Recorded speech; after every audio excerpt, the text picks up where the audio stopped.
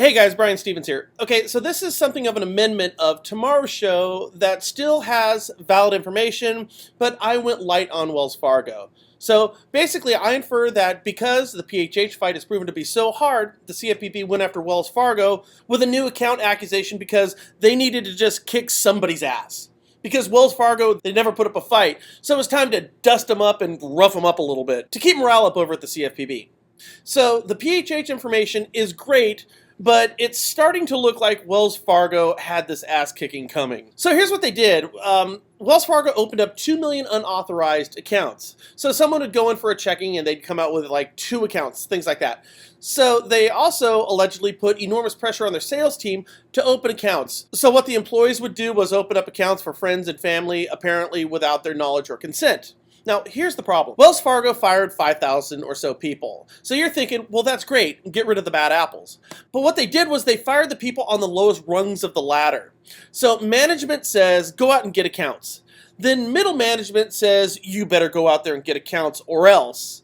And then lower management goes out to the working stiffs and says, you better go out and get more accounts or it's your ass. You're fired. Now, these are just the working stiffs who are just trying to keep their utilities on. So what they do is they go and get accounts, which makes lower, middle, and upper management happy. So who do they fire? Well, the working stiffs. And that seems kind of crappy to me.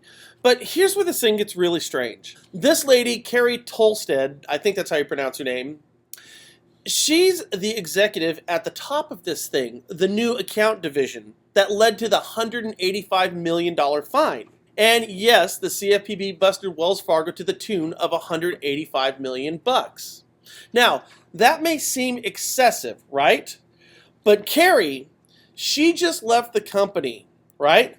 But she left with a $124.6 million bonus. So she was bonused $124.6 million for instigating the thing that cost Wells Fargo a $185 million fine. Not only was she not one of the 5,000 workers that were fired, she got $124 million bucks. It's unbelievable. So work with me on this, right? So if it's 2 million accounts in question, that means that she personally got $60 or so for each account that was opened. So this is either criminal or just a lady working her comp plan. It's probably both. But here's the funniest part. John Stump, the CEO at Wells Fargo, he praised Carrie as the standard bearer for Wells Fargo and a champion for their customers. You do see the irony in this, don't you? I mean, you have to see the irony in this. So anyways, Carrie, she gets to keep all of her money. And oddly enough, John Stump gets to keep his job as CEO. And the CFPB? Well, they do in fact have a punching bag when they need to let off a little steam.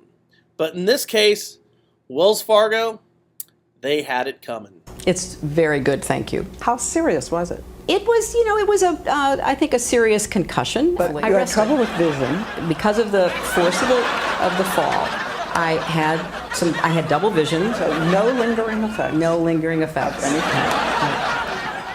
any kind.